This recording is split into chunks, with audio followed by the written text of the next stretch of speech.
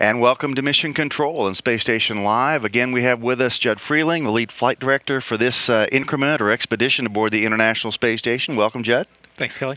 Great to have you back again today. I understand that the International Space Station Mission Management team spent a lot of time this morning going over all the work that's been done by the team after the pump module replacement, and they're very happy with all that. Can you give us a little more detail about what's been done? Sure. Yeah, we had a very successful EVA number 25 that happened on New Year or Christmas Eve, and we completed the pump module reinstall. The team here on the ground worked through the night to go ahead and restart that loop alpha, and all looks well. We then yesterday, which was see, what is today? Today's Thursday. Yesterday was Wednesday and Christmas. Yesterday was Wednesday and Christmas. We had the team go ahead and reintegrate all of the heat exchangers associated with the Loop Alpha. So that's all up and running now. And tell us what those heat exchangers do. Sure. As I previously mentioned, the external loop alpha has got ammonia in it, and that's what we flowed through there to reject the heat of the station.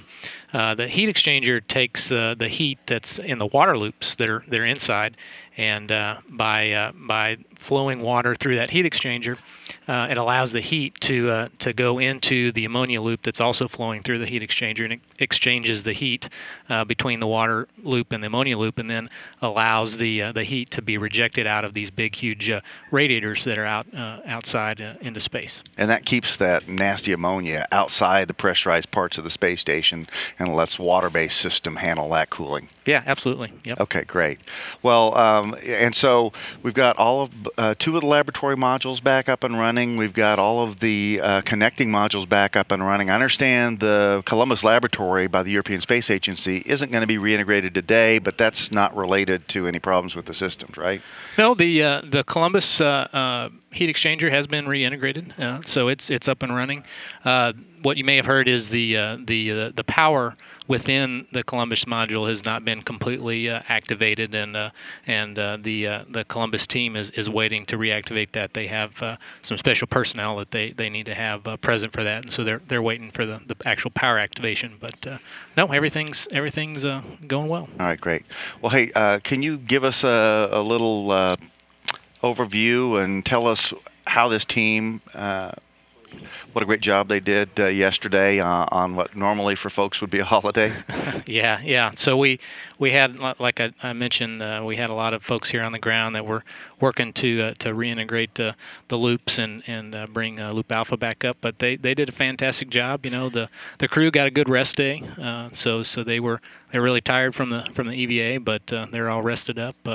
So all's been well. Great. And then, of course, tomorrow we've got yet another spacewalk. Yeah, absolutely. I think this is number 11 for the year, but it's going to be a Russian spacewalk, and it's unrelated to the two that we just completed, right? Right, absolutely. Oleg Kotov, our station commander, is going to go outside with Sergei Ryazanskiy, and they'll go out there and they'll be replacing some Russian experiments that are outside and jettisoning a few things that they don't need anymore. So.